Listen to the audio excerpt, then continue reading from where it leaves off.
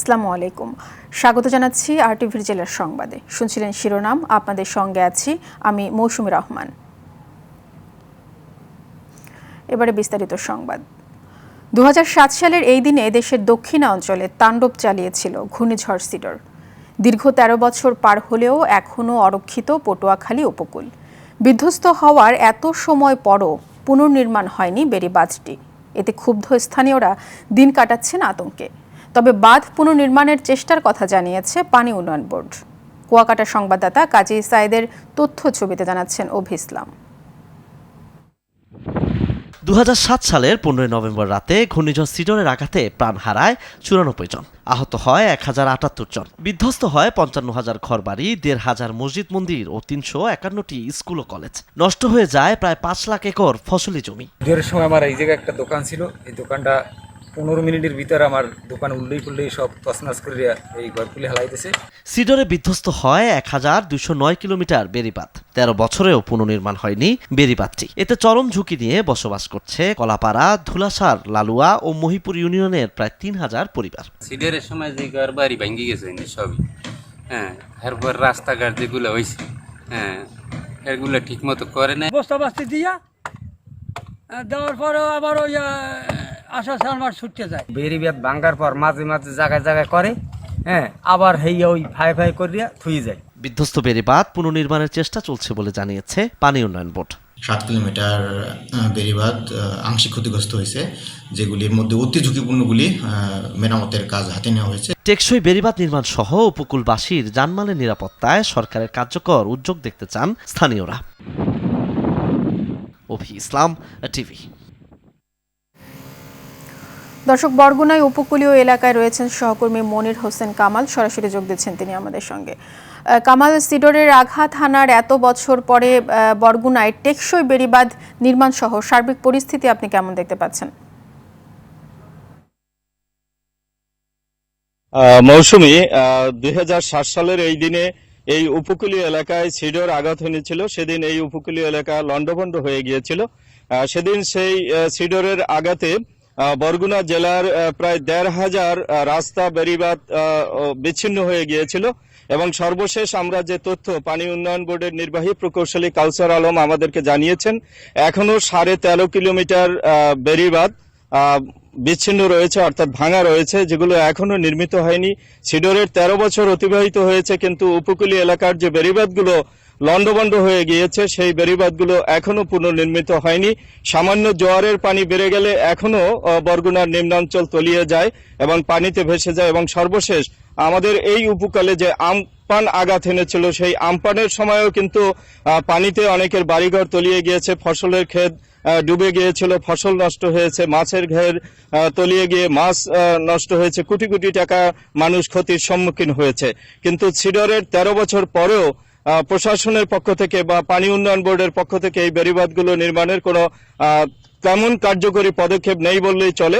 আমরা কাউসার আলমের সাথে কথা বলেছি, তিনি বলেছেন যে বরগুনা জেলা 8টি পোল্ডারে বিভক্ত। 8টি পোল্ডারের মধ্যে শুধুমাত্র 2টি পোল্ডারের কাজ ইতিমধ্যে শুরু হয়েছে, বাকি 6টি পোল্ডারের কাজ এখনো শুরু হয়নি। এবং বরগুনার অসংখ্য জায়গায় বেড়িবাঁধ ভাঙ্গা রয়েছে। আমরা জেলা প্রশাসকের সাথেও কথা বলেছি। জেলা প্রশাসক মোস্তাইন বিল্লাহ বলেছেন যে তারা লেখালেখি করছেন, হয়তো এই বেড়িবাঁধগুলো নির্মিত হবে, কিন্তু শুধু আশ্বাসই থেকে যাচ্ছে। বরগুনার মানুষ আসলে কোনো মানে কার্যত কোনো কাজ এখানে হচ্ছে না, শুধুমাত্র আশ্বাসের মধ্যে সীমাবদ্ধ রয়ে গেছে।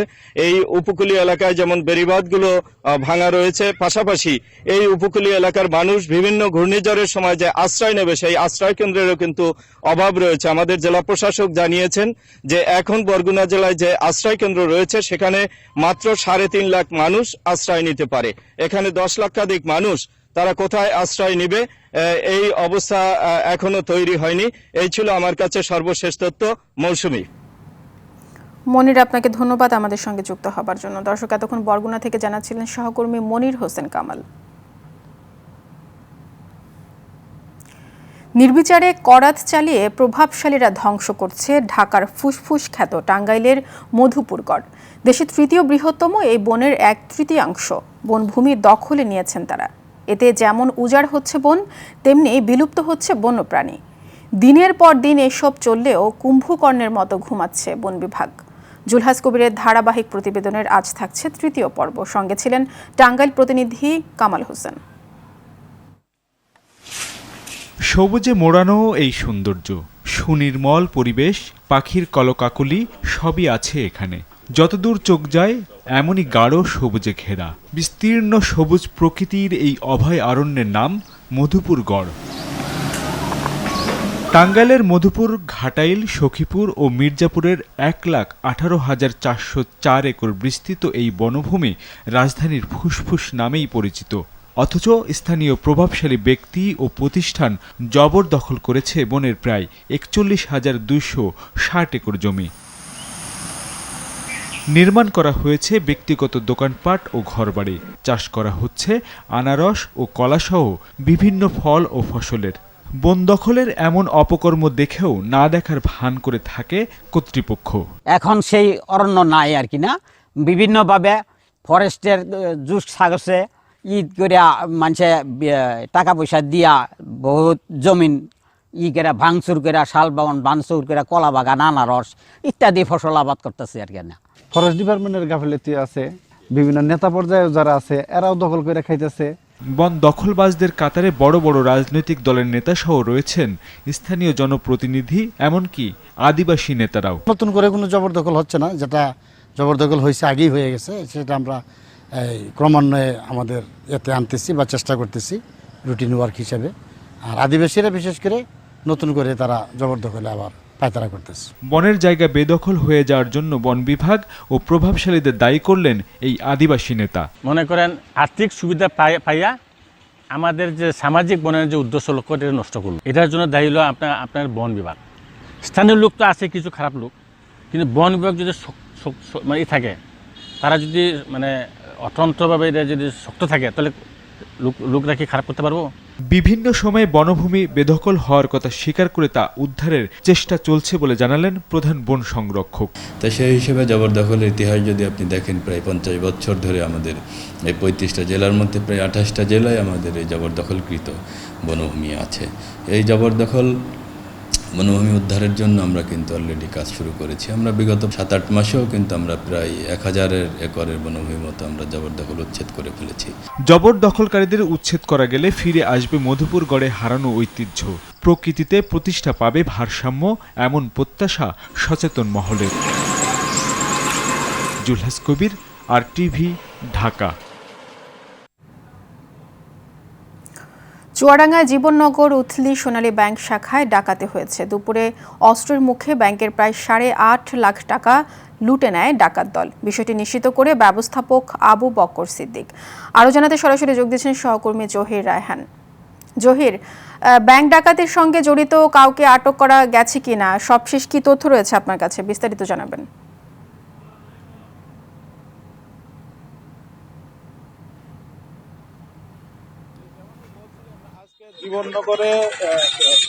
চুয়াডাঙ্গার জীবননগরে সোনালী ব্যাংকের উথলি শাখায় দিনে দুপুরে ডাকাতির ঘটনা ঘটেছে। আসলে এটি খুবই চুয়াডাঙ্গা জেলায় এই ধরনের ঘটনা এর আগে ঘটেনি। আইন শৃঙ্খলা বাহিনী ডাকাতির ঘটনার খবর পেয়ে সেখানে পুলিশ, বিজিবি, সোনালী ব্যাংকের যে ঊর্ধ্বতন কর্মকর্তারা ব্যাংক পরিদর্শন করেছেন। আসলে পরিদর্শন শেষে পুলিশ সুপার যেটা আমাদেরকে জানিয়েছেন, ওই ব্যাংকে আসলে সিসিটিভি ক্যামেরা ছিল না। এ কারণে তারপরও যারা ডাকাতি করতে এসেছিল তারা মুখোশ পরেছিল, হেলমেট পরেছিল, এবং অবাক করার বিষয় হচ্ছে তারা পিপিএ পরেছিল। তাদেরকে স্থানীয়রা ধাওয়া করলে তারা বন্দুক উঁচিয়ে তাদেরকে স্থানীয়দের গুলি করতে যায়, তারপরে তারা পালিয়ে যায়। তো পুলিশ অভিযান চালাচ্ছে বলে আমাকে জানিয়েছেন আমাদের পুলিশ সুপার। তো এই ছিল চুয়াডাঙ্গা থেকে ব্যাংক ডাকাতির সর্বশেষ। জহির, আপনাকে ধন্যবাদ আমাদের সঙ্গে যুক্ত হবার জন্য। দর্শক, এতক্ষণ চুয়াডাঙ্গা থেকে জানাচ্ছিলেন সহকর্মী জহির রায়হান।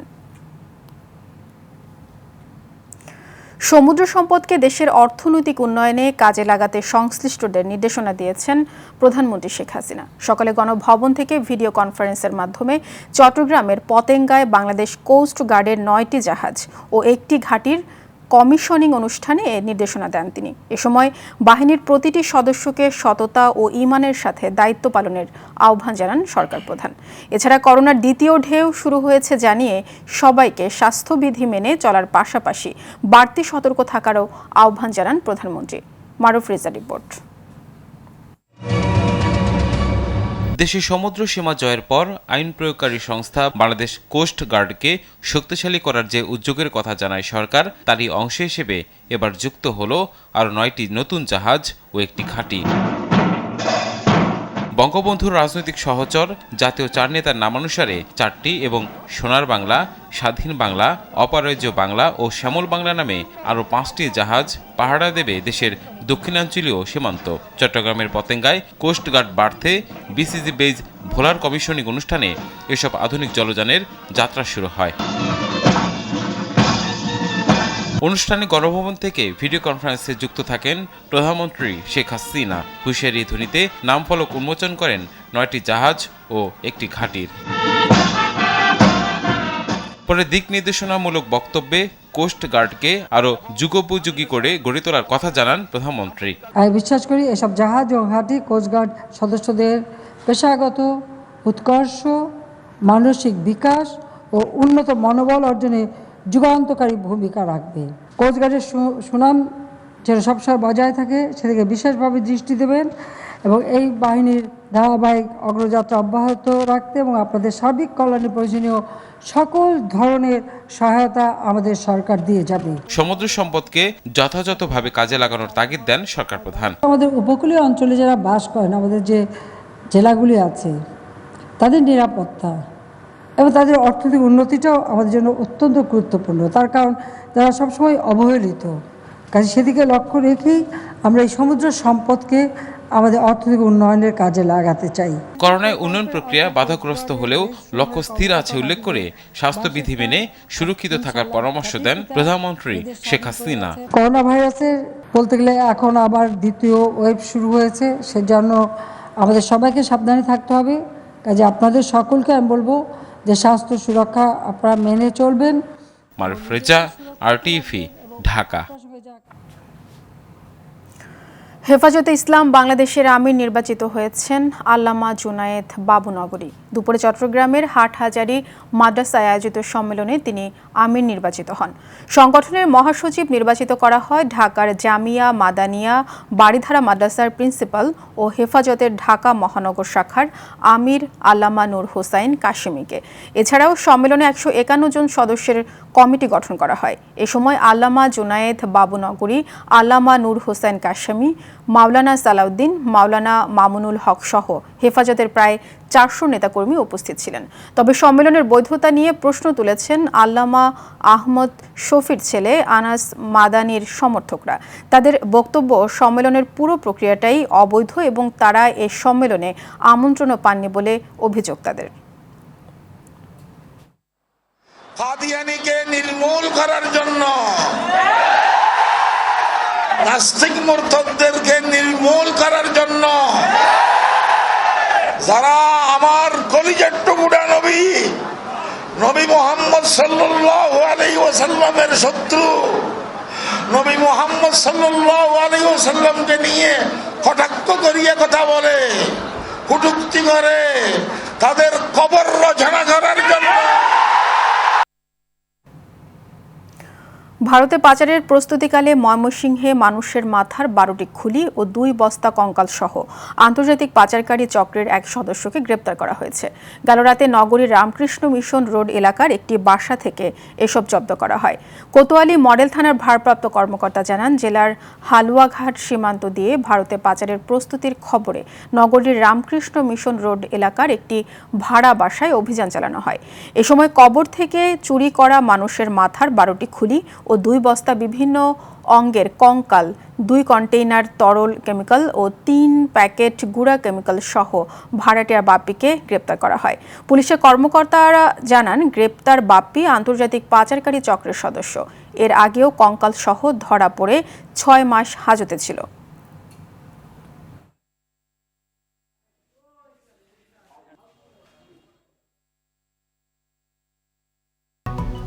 দর্শক, করোনা ভাইরাস নিয়ে আতঙ্কিত হবেন না, সতর্ক হন, নিজে পরিচ্ছন্ন থাকুন, অন্যকে সচেতন করুন।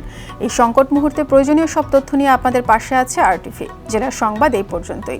আরটিভি সবশেষ সংবাদ জানতে যে কোনো মোবাইল ফোন থেকে 24141 নম্বরে ডায়াল করুন। আর মোবাইল ফোনের সংবাদ দেখতে অ্যাপ স্টোর, গুগল প্লে বা উইন্ডোজ স্টোর থেকে ডাউনলোড করুন আরটিভি অ্যাপস। এছাড়াও তাৎক্ষণিক ও বিনোদন সংবাদ জানতে বিশ্বের যে কোনো প্রান্ত থেকে ভিজিট করুন rtvonline.com, facebook.com/rtvonline ও youtube.com/rtvdigitals। এখন থেকে আরটিভির সব বিনোদনমূলক অনুষ্ঠান দেখতে পারবেন আরটিভি প্লাসে। এতক্ষণ সাথে থাকার জন্য সবাইকে ধন্যবাদ।